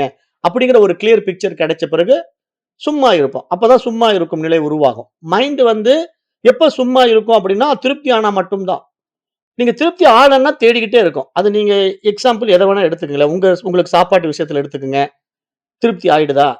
திருப்தி ஆகவே ஆகாது. ஒரு ஹோட்டல்ல போய் சாப்பிடுறீங்க. Super taste. இது மாரி ஒரு டேஸ்ட் இதுவரைக்கும் நான் சாப்பிட்டதே இல்லன்னு நீங்க சாப்பிட்டு முடிச்சுட்டீங்க. போதுமே இனிமேல் அந்த மாரி சாப்பிட வேண்டியதே இல்லையா? ஆனா மறுநாள் என்ன பண்ணுதுன்னா மனசு, நேத்து அங்க போய் சாப்பிட்டோம். அருமையா இருந்தது. இன்னைக்கு போய் சாப்பிடுவோமா? அப்படின்னு எதிர்பார்க்கும் பார்த்தீங்களா? அப்ப என்ன நேற்று சாப்பிட்ட சாப்பாட்டுல திருப்தி அடையல மனசு. அப்ப இது மாதிரி நீங்க உலகத்துல என்ன வேணா எடுத்துக்கங்களேன். ஒரு புடவ எடுக்குறீங்க. ஆஹா! அருமையான டிசைன். இது சூப்பர். இந்த டிசைன் இதுவரைக்கும் நான் பார்த்ததே இல்ல. மார்க்கெட்ல இதான் புதுசு. அப்படின்னு ஒரு புடவைய லைக் பண்ணி எடுத்த லேடீஸுங்க, திருப்தி ஆயிட்டாங்களான்னா, ஆக மாட்டாங்க. அடுத்த ஒரு புது டிசைன் வந்த உடனே அதுக்கு தாவிக்குவாங்க. நகைகள், உறவுகள், உத்தியோகம், உலகம் எதுலயுமே திருப்தி வராதுங்க. ஏன் திருப்தி வராது அப்படின்னா, எல்லாமே வெளிய இருக்கிற பொருள். உங்களுக்கு வேறாக இருக்கக்கூடிய பொருள். அப்ப உங்களுக்கு வேறாக இருக்கக்கூடிய பொருள, நீங்க மாத்தி மாத்தி அனுபவிக்க தான் மனசு ஆசைப்படும். அதுக்கு அதை விட சிறப்பான ஒண்ணு இருக்கா அப்படின்னு மனசு தேடும். அது கடவுள்ல தேடும், அல்லது பொருட்கள்ல தேடும், அல்லது உறவுகள்ல தேடும். இது மாரி ஏதேனும் ஒரு விஷயத்துல இந்த மனமானது தேடிக்கிட்டே இருக்கும். ஆனா எப்பொழுதுமே இந்த மனதுக்கு வந்து திருப்தி மட்டும் கிடைக்காது. அப்ப ஏன் திருப்தி கிடைக்கலன்னா, இதுதான் மனதனுடைய போக்கு. அப்ப உண்மையா இங்க எப்ப திருப்தி கிடைக்கும்? தன்னை தான் அறியும்போது மட்டும் தான். தன்னுடைய சுயானுபவம் நமக்கு உண்டாகும்போது மட்டும் தான் திருப்தி கிடைக்கும். அப்ப இங்க நம்முடைய சுயம் என்னன்னா, அந்த அமைதியும், ஆனந்தமும் தான் நம்முடைய சுயம். அப்ப அந்த அமைதியும், ஆனந்தமும் நம்மிடத்துல எப்ப வருதோ, அப்ப தானாவே அங்க திருப்தி வந்துடும். அந்த திருப்தி தான் நம்முடைய சுயம். அப்ப அது வந்து ஆனந்தத்தின் மூலம் என்று இங்க சாஸ்திரம் புரிய வைக்கும். அது எப்படிப்பட்ட விஷய ஆனந்தம்? அது எப்படி ஆத்ம ஆனந்தமா மாறுது? அப்படிங்கிறதெல்லாம் இங்க பேசுவாரு இந்த நூல்ல. அப்புறம் கூடஸ்த தீப பிரகரணம் அப்படிங்கிற ஒரு தலைப்புல பேசுவாரு. அங்க வந்து சாட்சிய பத்தி பேசுவாரு. அவஸ்தாத்ரயத்த பத்தி பேசுவாரு. அப்புறம் தியான தீப பிரகரணம்னு இருக்கு. அந்த தியான தீப பிரகரணத்துல எப்படி நம்ம வந்து அத்வைத தியானம் செய்யணும்? அப்புறம் நிதித்தியாசனம்னா என்ன? இப்ப நிதித்தியாசனம்னா நம்ம வந்து ஒரு விஷயத்த கேட்கிறோம். அந்த கேட்ட விஷயத்துல சந்தேகம் தெளிந்துட்டோம். இப்ப நானே பிரம்மம் என்று புரிந்துகிட்டோம் இந்த அத்வைத வேதாந்தத்துல. ஆனா அதுல நிக்கிறோமா அப்படின்னா நிக்க மாட்டேங்கிறோம். ஏன்னா, அந்த புரிதல் வந்து பரோட்ச ஞானமா இருக்கிறதுனால. ஆனா அது எப்ப வந்து அபரோக்ஷ ஞானமா மாறுதோ அப்பதான் நம்ம நிக்க முடியும். அப்ப அந்த நிலைப்பாட வந்து இங்க சாஸ்திரம் எப்படி சொல்லும்? நிர்விகல்ப சமாதின்லாம் எடுத்து பேசும். அத நிதித்தியாசனம் என்றெல்லாம் பேசும். அத தியானம் என்றெல்லாம் பேசும். அது பிரம்ம தியானம், அத்வைத தியானம் என்றெல்லாம் பேசும். ஆனா அப்படிப்பட்ட தியானம் நமக்கு கைகூடுறதுக்கு நம்ம என்ன செய்யணும்? அப்படிங்கிற ஒரு ஆழமான விஷயத்தையே இதே நூல் பேசப்போது. அப்புறம் நாடக தீப பிரகரணம் என்று ஒரு தலைப்பு இருக்கு இதுலயே. அதுல வந்து சமாதிகள பேசும். சவிகல்ப சமாதி, நிர்விகல்ப சமாதி, ஞான சமாதி, ஜீவன் முக்தி இத பத்தி எல்லாம் இந்த நூல் பேசப்போது.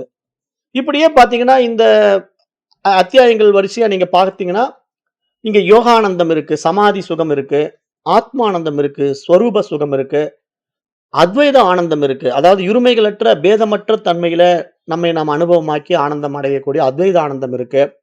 வித்யானந்தம் இருக்கு. வித்யானந்தம் என்றால் இங்க இந்த ஞானம். இதுவரைக்கும் நீங்க எத்தனையோ நூல்கள் படிச்சிருக்கலாம். எவ்வளவோ சயன்ஸ் சப்ஜெக்ட் படிச்சிருக்கலாம். யாருமே படிக்காத சப்ஜெக்ட்ட படிச்சு நீங்க டாக்டரேட்டா கூட வாங்கியிருக்கலாம். ஆனாலும் அந்த வித்தையினால் உங்களுக்கு ஒரு அமைதி கிடைச்சதா? சந்தோஷம் கிடைச்சதான்னா கிடைக்காது. ஏன்னா, அது எப்பவுமே அந்த வித்தை வந்து உங்கள டென்ஷனாவே வச்சுக்கிட்டு இருக்கும். அல்லது ஒரு பொருளாதாரத்தை நோக்கி உங்கள இழுத்துக்கிட்டே இருக்கும். பதட்டமா வச்சிருக்கும். அப்படிதான் அந்த வித்தைகள் எல்லாம் இருக்கும். வித்தைன்னா இங்க கல்வின்னு புரிஞ்சுக்கணும். அப்ப அந்த வித்தை வந்து உங்களுக்கு சந்தோஷத்த குடுக்காது. ஆனா இங்க இந்த வித்தை இருக்கு இல்லையா? அந்த அத்வைத வித்தை, அத்வைத ஆனந்தம்.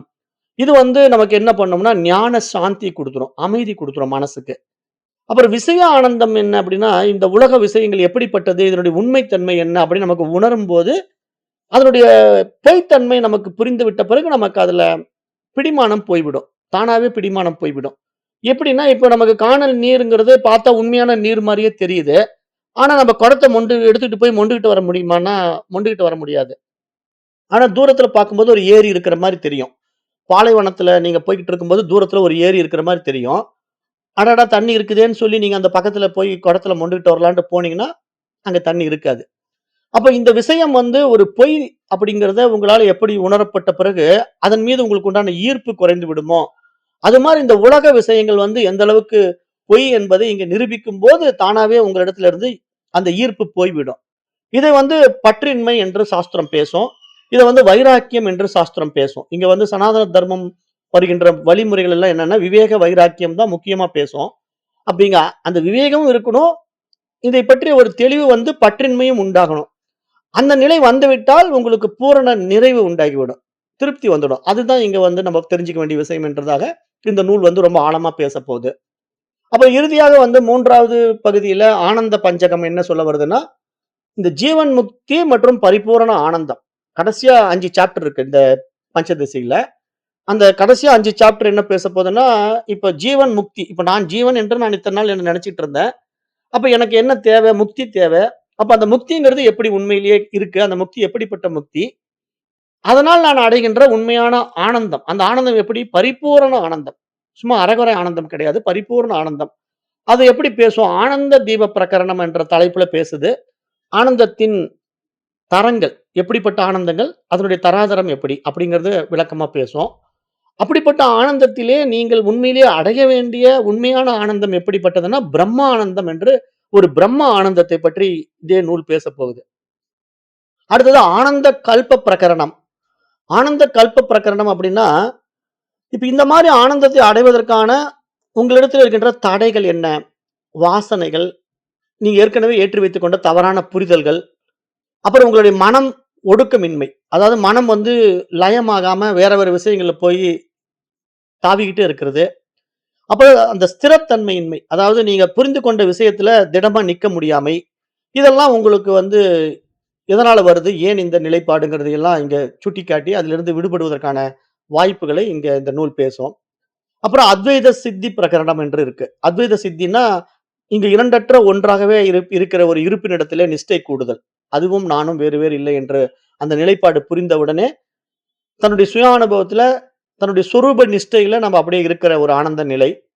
அந்த இடத்துல எப்படி நமக்கு இந்த பந்தமும், மோட்சமும் நாசமாகும். அந்த இடத்துக்கு நீங்க போன பிறகு அங்க அடைவதற்கான ஒரு விஷயம் இல்ல. பந்தமும் கிடையாது, மோட்சமும் கிடையாது. அப்ப அப்படி பந்த மோட்சம் நாசமாவதற்கான வழி என்ன? அப்ப இந்த வித்யாவுடைய சித்தி பிரகரணம். இப்ப நீங்க படிச்ச இந்த அத்வைத வேதாந்தம் எப்படி உங்களுக்கு சித்தியாகும்?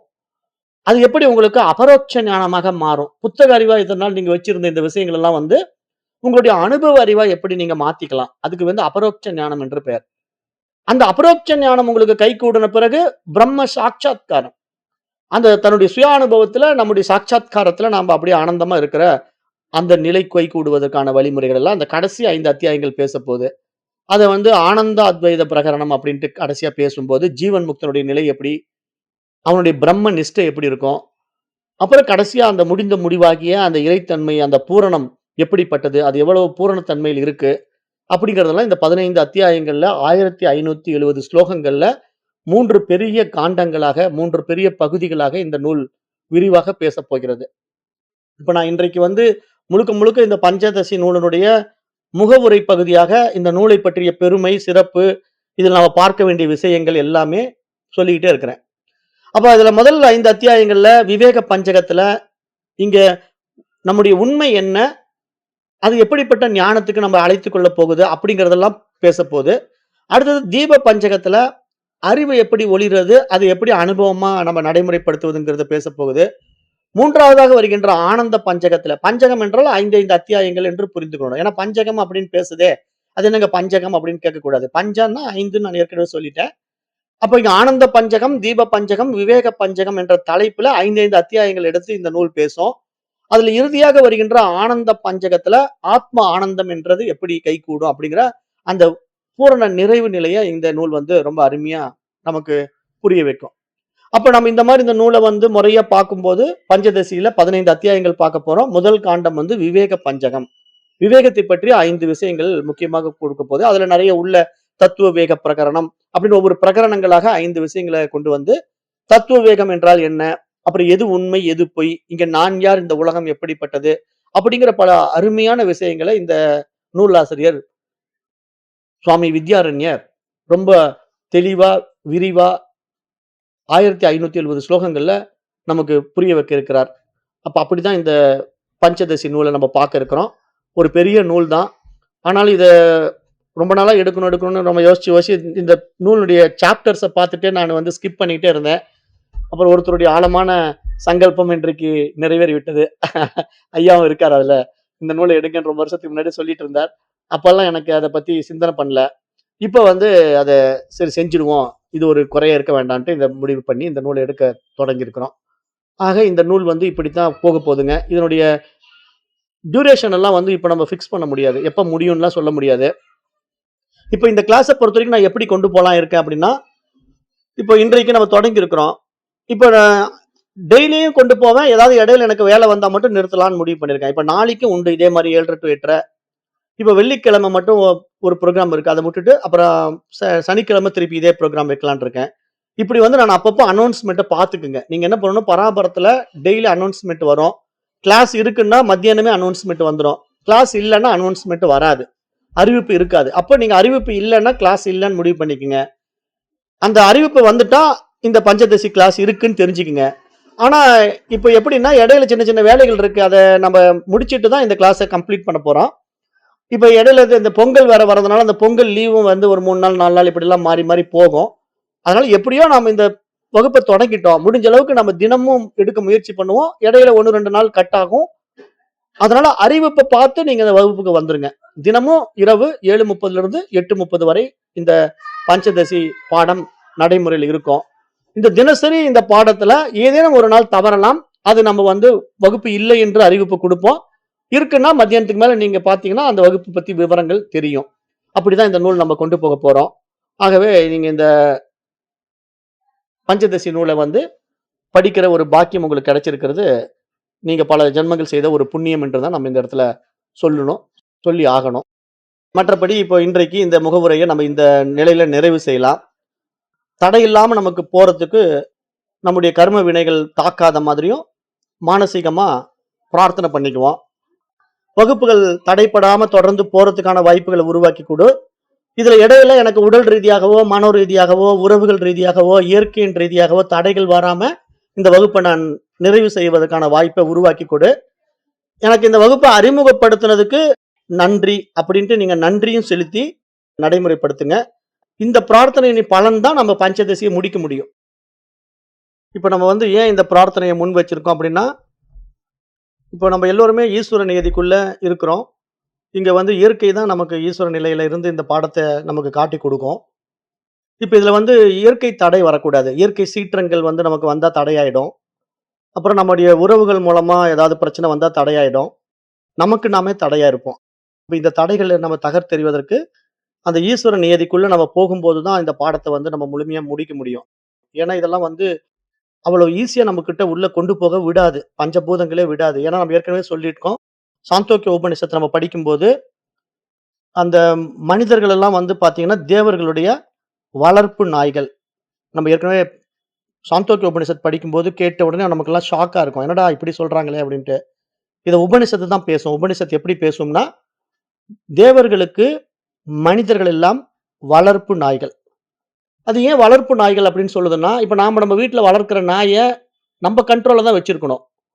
கேட்ச்ன்னா போய் பிடிக்கணும், சிட்டுன்னா உட்காரணும். இப்படிதான் நம்ம எதிர்பார்ப்போம். அது மாரி தான் எல்லாருமே நாய் வளர்த்துவோம். ஏன்னா நாய் சொல்ற மாரி நாம கேட்க மாட்டோம். நாம சொல்ற மாரி தான் நாய் கேட்கணும். அது மாரி இங்க தேவர்கள் என்ன பண்ணுவாங்கன்னா, அவங்க சொல்ற மாரி நாம கேட்கணும் அப்படிங்கிற மாரி நம்மள வச்சிருப்பாங்க. அப்பதான் அந்த இயற்கையினுடைய நியதிக்குள்ள நம்ம இருக்க முடியுங்கிறதுனால அப்படி ஒரு கட்டுப்பாட்டுக்குள்ள தேவர்கள் நான் சொல்றது என்னன்னா, கிரகங்கள், மற்ற சக்திகள் அப்படி புரிஞ்சுக்கணும். நம்ம விட பவர்ஃபுல்லான சக்திகள் இருக்கு இல்லையா? அது. அதெல்லாம் தேவர்கள்ன்னு நம்ம சொல்றோம். அது வந்து பஞ்சபூதங்களும் நம்மை விட பவர்ஃபுல் சக்தி தான். அப்ப இதுதான் இயற்கையா நமக்கு வந்து தடை பண்ணும். ஏன்னா, இது வந்து நம்மகிட்ட இருந்து அந்த அவிழ் பாகத்த பெற முடியாம, நம்முடைய வேள்விகள அவங்க எடுத்துக்க முடியாம, நம்ம இந்த ஞானத்துல வெற்றி அடைஞ்சுட்டோம் அப்படின்னா, அதெல்லாம் நம்ம செய்ய மாட்டோம். அதெல்லாம் விட்டுட போறோம். அப்படி விடும்போது கர்மத்திலிருந்து நம்ம விலகும்போது, அவர்களால் அதை ஏற்றுக்கொள்ள முடியாது அப்படிங்கிறதுனால அவர்கள் தடை செய்வார்கள் என்று சாந்தோக்கிய உபநிஷத்துல நம்ம ஏற்கனவே படிச்சிருக்கோம். இப்ப நானே இது மாரிலாம் என்னுடைய குருநாதர் மூலமா படிக்கும்போதும், அப்புறம் இந்த மாரி தடைகள் நெறைய வரும். நானே பார்த்தீங்கன்னா, ராமகிருஷ்ண மடத்துல நம்முடைய சுவாமிஜி பரமசுகானந்தா ரொம்ப தெரிஞ்ச நண்பர் தான். அவரு வந்து கிளாஸ் எடுப்பாரு. பாகவதம் எடுத்தாரு. ஆனா, அவர் பாகவதத்த முடிக்கவே முடியல. எப்பல்லாம் அவர் பாகவதத்த எடுத்து தொடங்குறாரோ, அப்ப ஒரு குறிப்பிட்ட அத்தியாயம் வரைக்கும் போவாரு. நல்லா சிறப்பா கொண்டு போவாரு. கடைசியா போகும்போது, ஒண்ணு அவருக்கு ட்ரான்ஸ்ஃபர் ஆயிடும். அந்த மடத்துல அவருக்கு பணி இருக்காம தூக்கி வேற எங்கேயாவது போட்டுருவாங்க. அப்ப அவர் சென்னை மயிலாப்பூர் மடத்திலிருந்து வேற எங்கேயாவது போயிடுவாரு. அப்ப அவர் அந்த கிளாஸ டிஸ்கன்டின்யூ ஆயிடும். இது மாரி ஒவ்வொரு பாடமும் அவரு எந்தெந்த ஊர்ல போய் இந்த பாகவதத்த தொட்டாலும் அத முடிக்க முடியாம போயிடும். இப்ப நம்முடைய பராபரம் குழுவிலேயே ஆரம்பத்துல பாகவதம் பார்த்தீங்கன்னா, ஒரு குறிப்பிட்ட அளவுக்கு தான் இருக்கும். அப்புறம் இருக்காது. ஏன்னா, அவரு தான் எடுத்தது. அந்த வகுப்பு வந்து யார் எடுத்தாருன்னா, பரமசுகானந்தாவுடைய கிளாஸஸ் இருக்கும் ஆரம்பத்துல பாகவதம். ரொம்ப அருமையான கிளாஸ் அது. அத நம்மளால தொடர்ந்து பயணிக்க முடியல. காரணம் என்னன்னா, தடைகள். இதுதான் தடைகள்னு சொல்றது. அப்ப இது மாரி இயற்கை தடை. அதாவது பாகவதம் வந்து எல்லாரும் எடுப்பாங்க. ஆனாலும் அத்வைத வழியில ஒரு உயரிய உபதேசத்த வந்து இந்த மாரி ஞானிகள் தான் குடுக்க முடியும். சாதாரண மனிதர்களால இந்த மாரி பாகவத்த குடுக்க முடியாது. ஏன்னா, இப்ப நீங்க பகவத்கீதையே பார்த்தீங்கன்னா, இந்த ஹரே ராமா, ஹரே கிருஷ்ணாவுல படிச்சீங்கன்னா ஒரு மாரி இருக்கும்.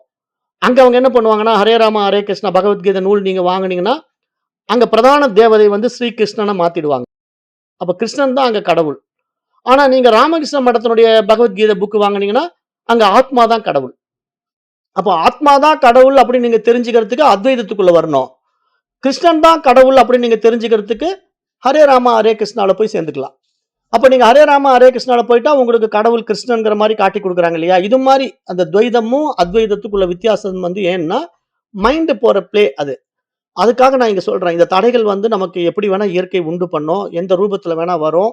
அது உறவுகள், நம்முடைய உடல்நிலை அல்லது இயற்கை அப்படி எப்படி வேணா உண்டு பண்ணும். ஆனா இத தடுக்காம இந்த பாடத்த நம்ம நிறைவு செய்யறதுக்கு பல ஜென்மங்கள் செய்த புண்ணியம் இருந்தா தான் பண்ண முடியுங்கிறதுனால, பிரார்த்தனை வலுவுள்ளதா மாறும். இந்த பாடத்த நம்ம நல்ல விதமா முடிப்போம் அப்படிங்கிற நம்பிக்கையோட, நம்ம இன்றைய வகுப்ப நிறைவு செய்வோம்.